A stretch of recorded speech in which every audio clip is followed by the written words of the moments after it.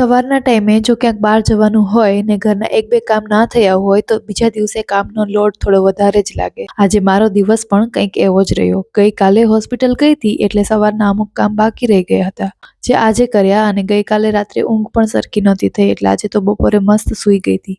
જ્યારે આંખ ખુલી ત્યારે સાંજના 4 વાગી ગયા હતા. ફટાફટ પ્રાંશને બી ઉઠાડ્યો, કારણ કે અત્યારે વધારે સૂઈ રહેશે તો રાત્રે જલ્દી નહીં સૂવે, અને આજે લેટ થઈ ગયું હતું એટલે પાર્કમાં જવાનો તો કોઈ મૂડ નહોતો એટલે પ્રાંશુને લઈને પહોંચી ગઈ બાજુમાં ફ્રેન્ડના ઘરે.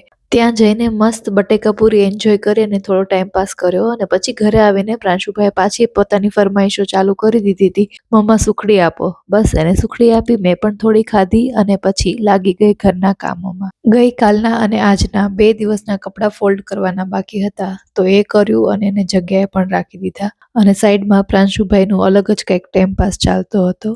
અને આજે ડિનર માટે બનાવ્યું હતું બટેકાની ચિપ્સનું શાક, રોટલી અને દહીં. બસ તો કંઈક આવો રહ્યો આજનો મારો દિવસ. ચલો ફરી મળીશું કાલના વિડીયોમાં. Bye bye.